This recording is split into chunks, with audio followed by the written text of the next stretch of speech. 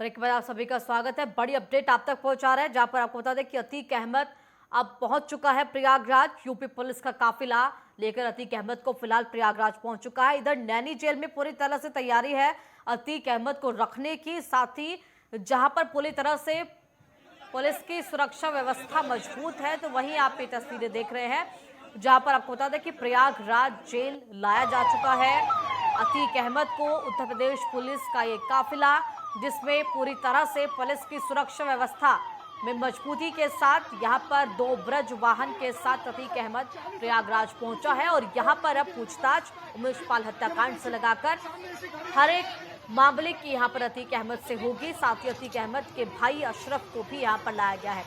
बड़ी अपडेट आप तक पहुंचा रहे हैं और आपको बता दें कि कल से ही उत्तर प्रदेश के अंदर प्रयागराज में तैयारियां पुख्ता की जा चुकी थी, जहां पर अतीक अहमद को जब गुजरात से उत्तर प्रदेश पुलिस का काफिला लेकर निकला, तमाम रास्ते में ये सुरक्षा व्यवस्था मजबूत। इसी के साथ अब नैनी बैरक का जो नैनी जेल का जो बैरक है वो इंतजार यहां पर खत्म हुआ है अतीक अहमद का। और इसी के साथ अब नैनी जेल के बैरक में, जिस बैरक में रखा जाएगा अतीक अहमद को, वो पूरी सीसीटीवी कैमरे की निगरानी सहित वरिष्ठ अधिकारियों की मॉनिटरिंग में होगा। पूछताछ यहां पर की जाएगी। और इसके बाद आप ये तस्वीरें इस समय देख पा रहे हैं, जो कि प्रयागराज की नैनी जेल से है, जहां पर उत्तर प्रदेश पुलिस का काफिला जब अतीक अहमद को लेकर पहुंचा तो ये स्थिति वहां पर नजर आई। पूरी तरह से वहां पर सुरक्षा के पुख्ता इंतजाम थे।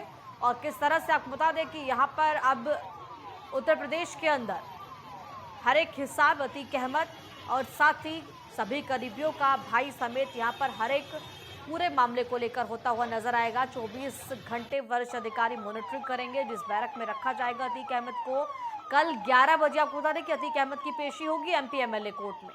बड़ी अपडेट आप तक पहुंचा रहे हैं। और इसी के साथ आपको बता दें कि न्यायाधीश दिनेश चंद्र शुक्ला इस पूरे मामले की सुनवाई करेंगे। सुनवाई के दौरान भारी पुलिस बल भी तैनात रहेगा। और इसी के साथ आपको बता दें कि प्रयागराज नैनी जेल पहुंच चुका है माफिया अतीक अहमद। और उत्तर प्रदेश पुलिस का काफिला अतीक अहमद को लेकर पहुंचा है। सुरक्षा व्यवस्था यहां पर पूरी कड़ी तौर पर रखी गई थी। और इसी के साथ जिस तरीके से आपको बता दें कि अब यहां पर पूरी तरह से उत्तर प्रदेश पुलिस के द्वारा यहां पर पूछताछ होगी, पूरे मामले की तह तक यहां पर पहुंचा जाएगा। और इसी के साथ जिन बातों का डर, जिस बात का डर अतीक अहमद को सता रहा था कि उसको यूपी ना लाया जाए, वहीं पर पूरे मामले की तफ्तीश हो। लेकिन आपको बता दें कि उत्तर प्रदेश पहुंच चुका है और अब यहां पर माफियाओं पर जो कार्रवाई उत्तर प्रदेश सरकार इस समय कर रही है, और जिस सलूखे से आपको बता दें कि फिलहाल ये कार्रवाई हो रही है, वही रवैया अतीक अहमद के साथ अपनाया जाएगा। करीबियों पर वही अपनाया जा रहा है। और यहाँ से आपको बता दें कि इस उमेश पाल हत्याकांड मामले को लेकर पूरी तफ्तीश पूछताछ पुलिस के द्वारा होगी। और आपको बता दें कि सुनवाई के दौरान इस समय भारी पुलिस बल तैनात रहेगा, जब कल एमपी एमएलए कोर्ट में अतीक अहमद को पेश किया जाएगा और इस पूरे मामले को कोर्ट के सामने रखा जाएगा।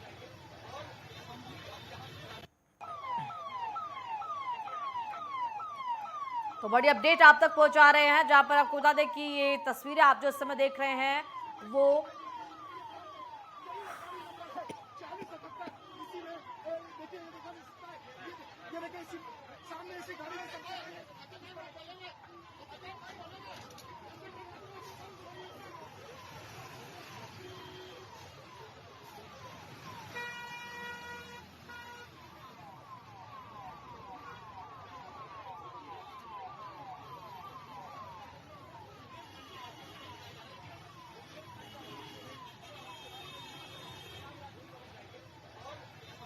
लगातार पहुंचा रहे हैं अतीक अहमद को लेकर। उत्तर प्रदेश पुलिस प्रयागराज के नैनी जेल पहुंच चुकी है। नैनी जेल पहले से तैयार है अतीक अहमद के लिए, हर तरह से सुरक्षा व्यवस्था और पूरी तरह से पूछताछ के लिए पूरा जो प्लान है पुलिस के पास वो तैयार है। कल एमपी एमएलए कोर्ट में जब पेश होगा अतीक अहमद, साफ तौर पर वहां पर निगरानी बड़े वरिष्ठ ऑफिसरों की मॉनिटरिंग में ये पूरी पेशी होगी। और लगातार अपडेट के साथ हमारे संवाददाता राजकुमार चौधरी हमारे साथ जुड़े हुए। राजकुमार, फिलहाल देखिए जिस तरीके से लंबे समय से इंतजार अतीक अहमद का था कि उत्तर प्रदेश पहुंचे, और लगातार डर भी अतीक अहमद को था। लगातार उसके करीबियों की तरफ से, परिवार की तरफ से, पत्नी शाइस्ता परवीन की तरफ से कहा जा रहा था कि उत्तर प्रदेश ना लाया जाए अतीक अहमद को, गुजरात के साबरमती में रहकर ही पूरे मामले की जांच हो। यानी कि डर देखिए, और अब उस डर के ऊपर तमाम जो पूछताछ जब अतीक अहमद से होगी तब हर एक चीज से पर्दा उठेगा।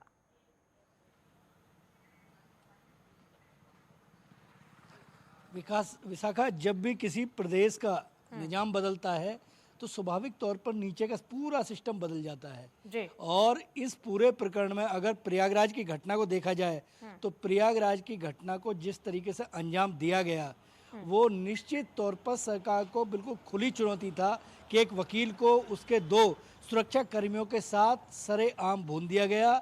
उसमें पिस्टल और सुचलित हथियारों के अलावा बम तक का इस्तेमाल किया गया। स्वाभाविक तौर पर उसके बाद शिकन पड़ना जरूरी था और उत्तर प्रदेश के मुख्यमंत्री योगी आदित्यनाथ ने विधानसभा के अंदर बिल्कुल अपने तीखे जो तेवर दिखाए और बिल्कुल स्पष्ट तौर पर उन्होंने कहा कि मिट्टी में मिला दिया जाएगा। तो ये जो सेंटेंस है, ये जो शब्द हैं, अगर किसी प्रदेश का मुख्यमंत्री विधानसभा के अंदर खड़े होकर इतनी बड़ी बात कहता है तो उस प्रदेश की पुलिस के अधिकारियों की निश्चित तौर पर, क्योंकि 2 पुलिस कर्मियों का मारा जाना और जिस तरीके से उन्हें गोलियों से भूना गया, वो स्वाभाविक तौर पर उनके बच्चे यतीम हो गए, उनकी पत्नी बेवा हो गई, क्योंकि उनके घरों में भी कहीं ना कहीं जो मातम है वो मातम छाया। तो गोली का जवाब गोली से देने का जो निर्णय है वो कहीं ना कहीं बिल्कुल स्पष्ट तौर पर लिया जाता है। और उत्तर प्रदेश में इस समय जो दबंग मुख्यमंत्री हैं जिनकी सरकार चल रही है और उनका अपना एक काम करने का तरीका है, बिल्कुल कानून व्यवस्था बिल्कुल पूरे तरीके से डरने पर है और स्पष्ट तौर पर यह है कि भाई गोली का जवाब गोली से दिया जाएगा।